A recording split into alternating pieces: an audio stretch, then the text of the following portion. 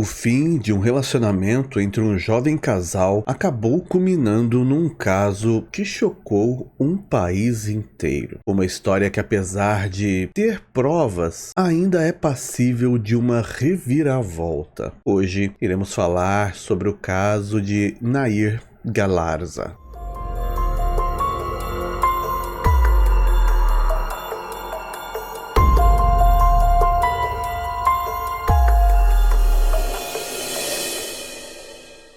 Esse roteiro é baseado em artigos e vídeos sobre o mesmo assunto. Desde já pedimos o seu like e que você deixe um comentário, pode ser se já conhecia esse caso, algum detalhe que eu não falar, ou sugerindo um novo tema para trazermos ao canal, o que vai fazer com que o YouTube entenda essa interação e te mostre os próximos vídeos quando eles forem postados. Verifique também a possibilidade de se tornar membro do canal. Existe mais de um nível. No nível perito, seu nome vai aparecer no vídeo durante algum momento e você tem acesso antecipado ao conteúdo. E também tem a ferramenta Valeu, onde você escolhe um valor e aí colabora com o canal quantas vezes quiser. A história de hoje se passa em Gualeguaychú, a terceira maior província de Entre Rios, a noroeste de Buenos Aires, na Argentina. Essa cidade é famosa por seus festivais que atraem muitos turistas durante a temporada de verão, e por isso a maior parte da economia é gerada nessa época. Fora isso, as suas principais atividades econômicas são algumas indústrias e a agricultura. Segundo a divulgação de dados de 2022, a cidade possui 130 mil habitantes. E foi lá que nasceu e cresceu Nair Mariana Galarza, em setembro de 98, filha mais velha de Yamina, que era uma ex-policial, e Marcelo Galarza,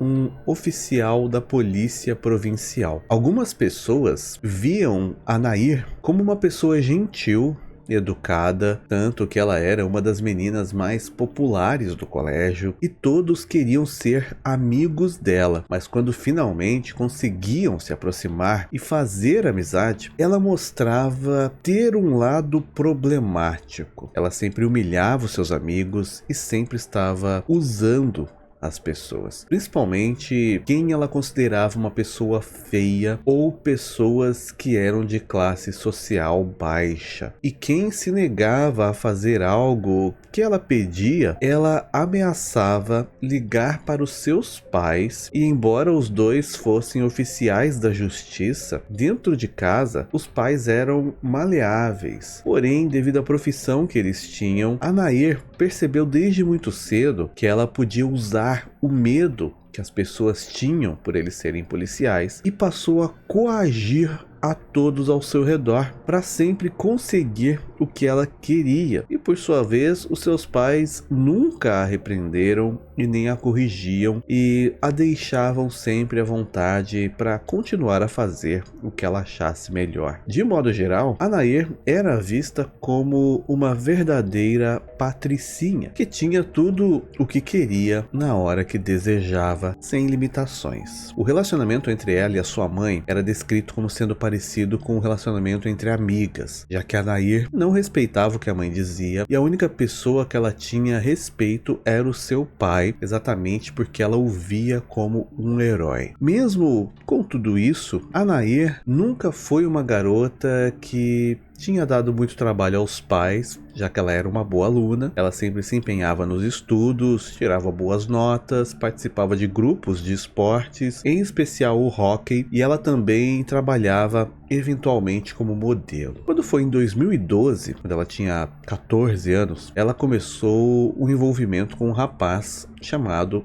Fernando Gabriel Pastorizo, que tinha 15 anos. Ele também nasceu e cresceu na mesma cidade, e ao contrário da Nair, ele era descrito como sendo um bom garoto que nunca deu trabalho para a família, era carinhoso, amoroso, e quando ele se envolveu com a Nair, os pais dela imaginaram que talvez o comportamento dela melhorasse, mas não foi bem isso que aconteceu, já que desde o princípio o namoro deles foi considerado conturbado. Segundo os amigos, eles eram muito problemáticos e o temperamento deles passava de amor para ódio muito rápido. Eles sempre estavam discutindo, até mesmo por meios das mídias sociais, postando mensagens que todos podiam acompanhar, e inúmeras vezes eles rompiam e reatavam o relacionamento logo em seguida. O principal motivo das discussões era a infidelidade da Nair. O Fernando parecia sempre muito comprometido em ter o relacionamento, ele sempre agia de maneira carinhosa, mas a Nair acabava vendo o relacionamento como nada sério. Então, em diversas ocasiões, quando questionada se ela estava com o Fernando em algum relacionamento, ela negava, mesmo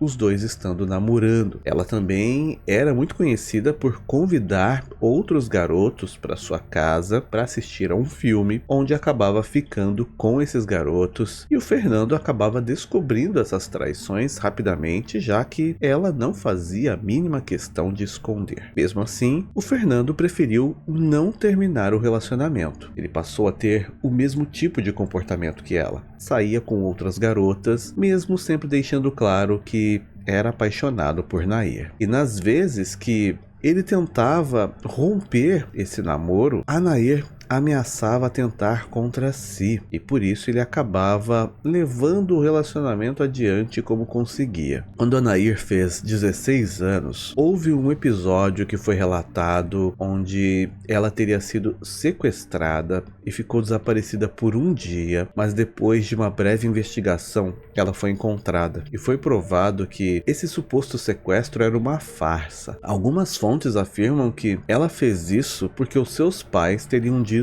não para algo que ela queria. Outras sugerem que foi por conta de uma briga entre ela e o namorado, mas não há muitos detalhes publicados sobre esse evento e por isso não se pode confirmar o que realmente teria acontecido nessa época. Quando foi em 2015, Nair e Fernando teriam entrado em uma espécie de acordo, onde eles tentaram levar o relacionamento mais a sério. Em 2016, o Fernando passou férias junto com a família da Nair no Brasil. Nessa época, eles já estavam juntos há cerca de 4 anos e aparentemente tudo estava indo bem e era perfeito. Mas na verdade, a infidelidade teria continuado e, de acordo com uma entrevista da própria Nair, era como uma brincadeira e os dois viam prazer em se reconciliar. Então as brigas e traições era para manter uma forma doentia de atração entre os dois. No ano de 2017,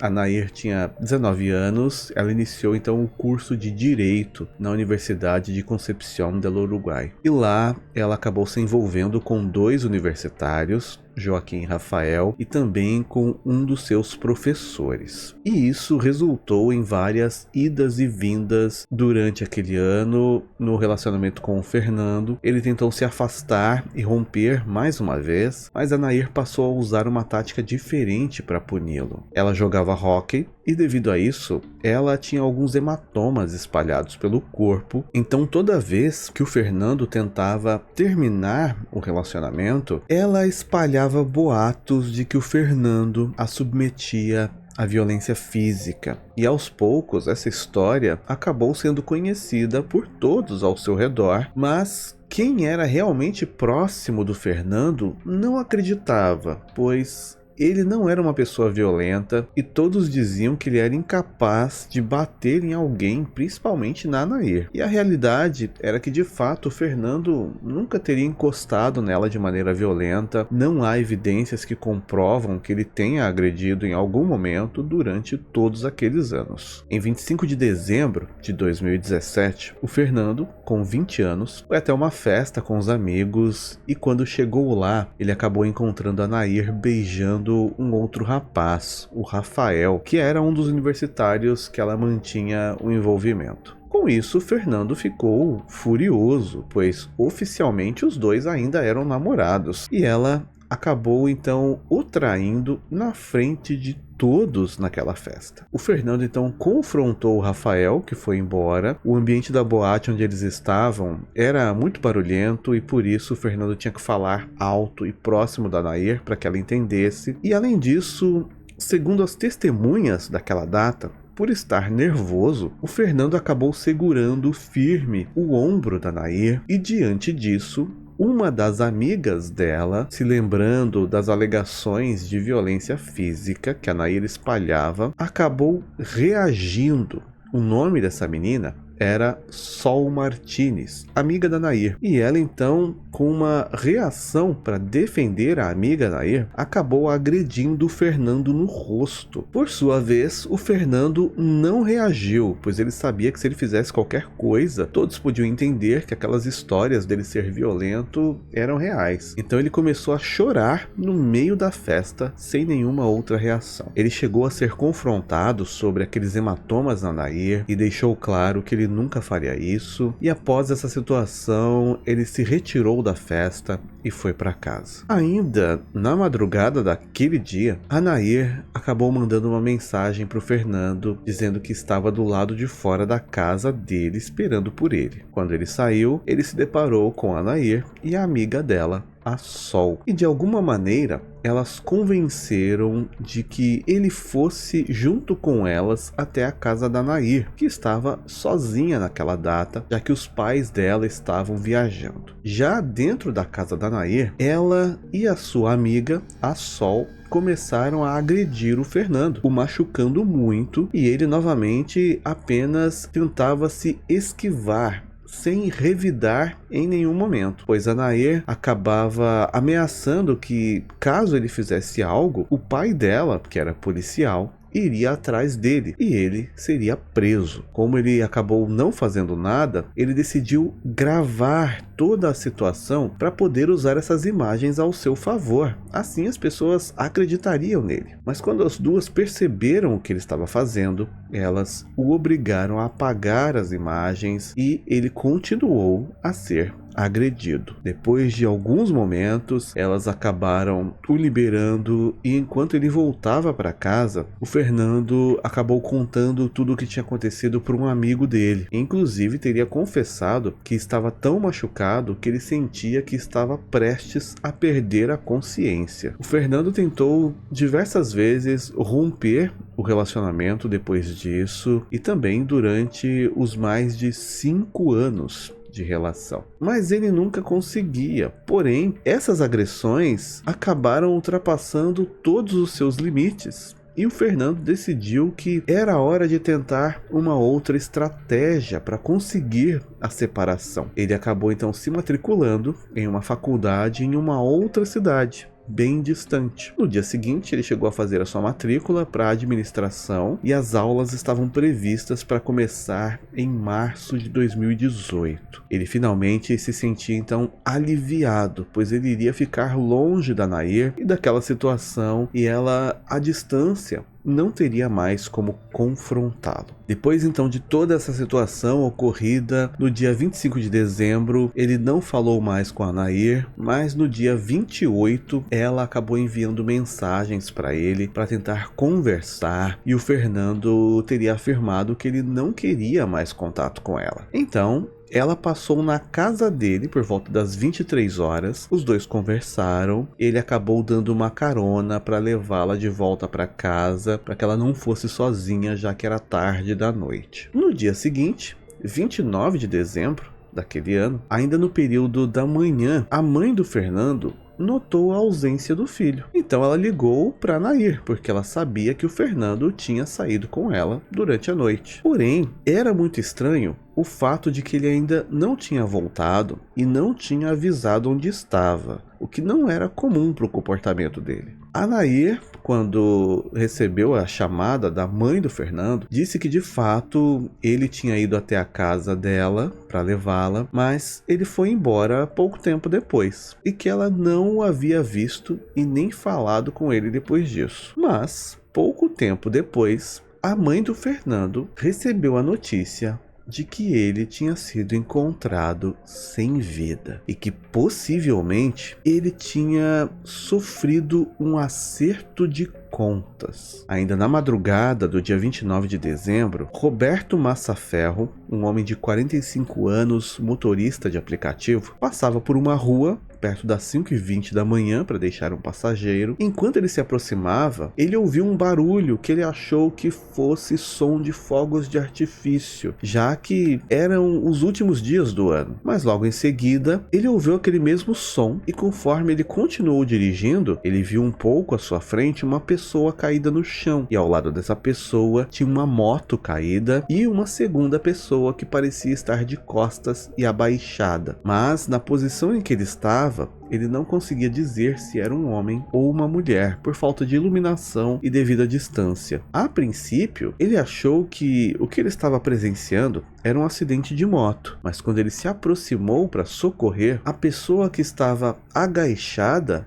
se levantou e foi embora, enquanto a outra pessoa ficou no chão. Ele viu que quem estava ali caído era um jovem muito fraco que tentou gesticular com a boca, mas não conseguiu falar nada. E então, imediatamente, esse homem chamou a polícia. O socorro demorou para chegar até lá 20 minutos, e nesse período, a vítima acabou perdendo a vida. Quando a polícia chegou, através dos documentos encontrados, eles conseguiram identificar que se tratava do Fernando. Devido à cena do local, a primeira linha de investigação tomada era que se tratava de um assalto que deu errado. Porém, nada tinha sido levado, então foi concluído que possivelmente era um acerto de contas. A mãe do Fernando ligou para a Nair para avisar sobre o que tinha acontecido e a Nair teria ficado em choque, demonstrando grande tristeza pela perda e fazendo até uma postagem nas suas redes sociais dizendo que mesmo em 5 anos de idas e vindas, ela amava muito o Fernando e sempre o amaria. O Fernando foi encontrado pela polícia com 2 disparos, um nas costas e um no peito, e eles tinham sido feitos a poucos centímetros de distância, demonstrando que era um ataque pessoal. Então, todas as pessoas do círculo social dele foram chamados para prestar depoimento, familiares, amigos, a Nair e até a família dela. A Nair foi levada à delegacia às 10h10 do dia 29 e contou em seu primeiro depoimento que eles tinham sim se encontrado naquela noite anterior e que eles tinham discutido, mas que o Fernando foi embora logo em seguida e que ela só soube o que aconteceu com ele depois que a mãe dele ligou para ela. Durante todo o seu depoimento, ela chorava copiosamente, demonstrando grande tristeza pela perda, mas em poucos minutos, ela começou a falar coisas que acabaram chamando a atenção das autoridades. Durante a conversa, a Nair contou que havia escutado boatos que a arma usada para atacar o Fernando era de um modelo usado pela polícia e contou que ela suspeitava de um parente de um melhor amigo do Fernando que era policial. Depois disso, a Nair mudou seu comportamento, passando a ser fria e falando sobre teorias do que ela achava que poderia ter acontecido. E essa mudança brusca de comportamento e atitude acabou chamando a atenção da polícia e ela passou a ser considerada uma das principais suspeitas, mas como não haviam ainda evidências que a ligassem diretamente ao caso e com as investigações em andamento, ela foi mantida só sob vigilância. Uma segunda testemunha se apresentou falando que na hora do crime, essa pessoa tinha saído para colocar o lixo para fora e viu uma mulher fugindo do local. Com essa informação de que uma mulher era quem estava ao lado do Fernando, as suspeitas aumentaram e, por Nair ser filha de um policial, eles passaram a suspeitar que se tratava de um ataque premeditado. A Nair não apresentou nenhum álibi sólido e o seu histórico de relacionamento a colocava como única suspeita do caso. Com isso, um mandado de prisão foi emitido para prendê-la, mas antes que ela fosse capturada, ela confessou o crime para sua família e eles já tinham até um advogado contratado para defendê-la. Depois disso, às 23 horas do mesmo dia, 29 de dezembro, ela se entregou à polícia e deu um segundo depoimento, agora orientada pelo seu advogado, onde ela mudou completamente a sua versão. Algumas fontes afirmam que ela estava acostumada a mentir para escapar de qualquer problema que ela tinha. Então ela imaginou que ela conseguiria fazer a mesma coisa nesse caso e se livrar de uma condenação. Mas o advogado sabia que isso seria muito difícil de conseguir porque haviam provas contra ela. O primeiro ponto que ela mudou na história foi dizer que ela e o Fernando nunca foram namorados e que na verdade eles eram amigos que se procuravam de vez em quando para terem relações, mas que não era um relacionamento sério. Para dar mais fundamento a essas alegações, o pai da Nair, o Marcelo, testemunhou, afirmando que nunca nem tinha conhecido o Fernando. Porém, toda essa história foi logo desmentida quando fotos da Nair e do Fernando nas redes sociais com declarações de namorados foram encontradas, junto com as fotos também das férias em família no Brasil, mostrando que os pais dela conheciam sim o Fernando. A Nair teria feito isso de dizer que não tinha nenhuma relação séria com o Fernando, porque de acordo com as leis da Argentina, a pena para um homicídio é maior quando se tem um relacionamento com a vítima. E se fosse comprovado que os dois eram namorados de longa data, a sentença dela poderia ser a prisão perpétua. Então essa estratégia teria sido usada para tentar minimizar o impacto das suas ações. Uma perícia confirmou que a munição encontrada no local do crime pertencia realmente a uma arma da polícia e essa arma era do Marcelo, o pai da Nair. E como agora o pai dela poderia ser acusado, já que a arma do crime era a arma dele, temendo que ele fosse preso, a Nair mais uma vez mudou a sua versão. Ela confessou o caso, mas disse que naquela data, 28 de dezembro, ela estava em um spa na região e o celular dela estava com pouca bateria e por isso ela decidiu passar na casa do Fernando, que era perto, para poder pegar um carregador emprestado. Mas depois de analisar esse trecho, a polícia passou a acreditar que ela foi até a casa dele, na verdade, para confrontá-lo, para saber se de fato ele tinha coragem de nunca mais falar com ela, já que era um horário muito tarde e não teria lógica ela estar no spa às 23 horas no fim do ano. Então, ela teria chegado na casa do Fernando por volta das 23h30 e afirmou que ele saiu de casa muito nervoso, gritando com ela, e ela teve que acalmá-lo, e depois que ele estava mais tranquilo, ele se ofereceu para levá-la até a casa dela. Quando eles chegaram em frente à casa dela, ele teria pedido para entrar para poderem conversar melhor. Dentro do imóvel, eles acabaram discutindo sobre o relacionamento, e o Fernando acabou pegando a arma do pai da Nair, que ficava em cima da geladeira, e teria ameaçado. Ela acabou convencendo a se acalmar e a arma foi então guardada. Os dois passaram um tempo no quarto dela, onde ele se exaltou novamente. Ela disse que ele acabou a agredindo, mas logo em seguida as coisas ficaram mais tranquilas e parecia que a noite terminaria bem. Mas houve uma contradição, já que os pais da Nair e o irmão dela estavam na casa e tinham dito que não viram e nem ouviram nada relacionado a essa briga ou discussão dentro da própria casa. A história que ficou na verdade como oficial é que às 5 da manhã de 29 de dezembro,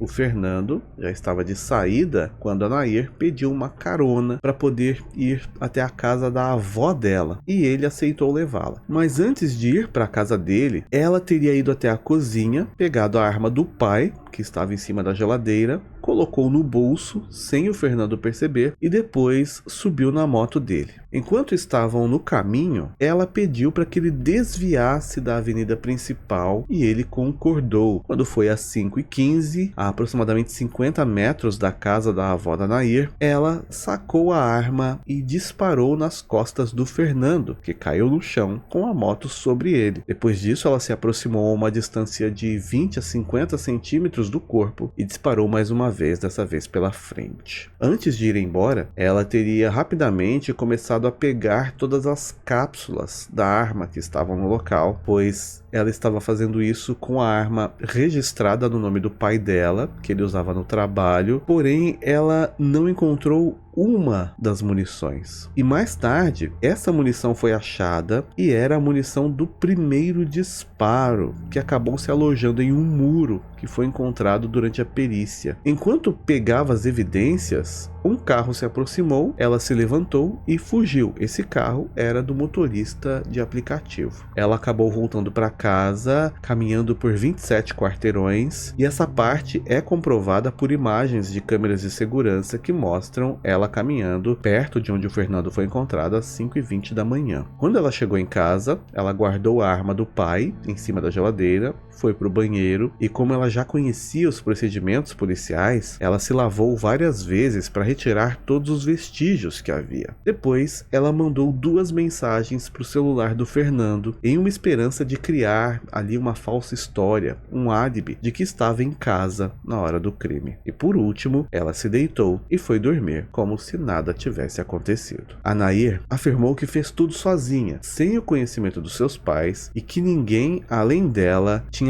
culpa. E para provar que ela era capaz, ela mostrou como desbloqueou a arma na frente dos policiais, comprovando que ela tinha conhecimento de como a arma funcionava. Ela também entregou um envelope que tinha uma carta supostamente escrita por Fernando, onde ele terminava o relacionamento, e assim ela tentou comprovar que no momento do crime eles já não eram mais namorados. Sobre esse depoimento da Nair, os investigadores acreditam que ela tenha ido até a casa dele não para buscar nenhum carregador, mas para oferecer uma última noite juntos, como se fosse uma despedida, e por isso o Fernando acabou aceitando ir até a casa dela. Mas nada disso pode ser confirmado, já que não há provas e o único depoimento que temos é da própria Nair. Uma das partes mais estranhas apontadas nesse caso é que os pais dela teriam contratado um especialista em relações públicas que já tinha trabalhado com várias celebridades para tentar minimizar a visão ruim da Nair na mídia e tentar colocá-la como uma boa menina. Essa pessoa contratada passou a cuidar das redes sociais dela, postava fotos de quando ela era criança até se tornar uma adolescente, para tentar passar uma imagem de garota pura e inocente. E até mesmo um artigo na Wikipédia foi feito por ele, mas ele foi removido posteriormente por suspeitas de que o conteúdo não continha a verdade. Porém, todas essas coisas não deram muito certo, e esse homem contratado para manter as mídias sociais da Nair acabou sendo dispensado. Em 4 de junho de 2018, a Nair foi então a julgamento pela acusação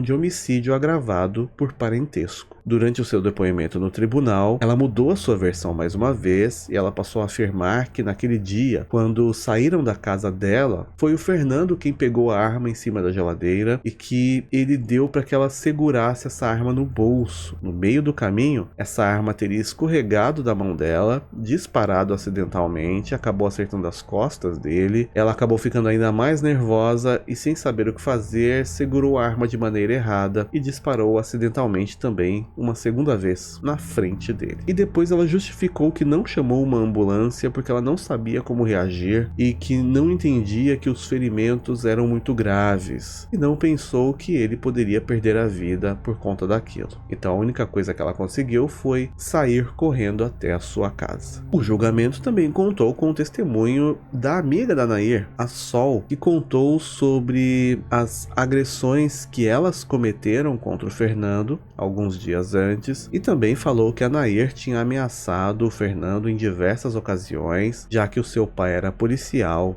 e ela se sentia imune a qualquer coisa. Também foi comprovado através de análises psiquiátricas que a Nair não tinha sofrido violência de gênero e que ela teve várias oportunidades para sair daquela relação e denunciar o Fernando, já que ela morava com os pais, então ela não vivia sob o controle do Fernando. Ela também era estudante de direito e sabia quais leis poderia usar em uma denúncia formal. Além disso, os pais dela eram policiais e poderiam tê-la ajudado a se defender, e ela também poderia ter denunciado sem correr nenhum tipo de risco, simplesmente pedindo ajuda. Também foi informado que a Nair tinha uma idade emocional de uma criança de 11 anos, que não sabia medir as consequências de suas ações, e que o arrependimento que ela demonstrava era pelas consequências que ela teria que lidar por ser presa e por não ter conseguido sair desse problema impune, e não pelos atos que ela teria cometido contra o Fernando. Todo o julgamento contou com 11 audiências e 80 80 testemunhas, além de provas que foram apresentadas contra a Nair. Depois, então, de um mês de julgamento, Nair Galarza, com 19 anos, foi considerada culpada do homicídio contra Fernando e condenada à prisão perpétua. Ela também entrou para a história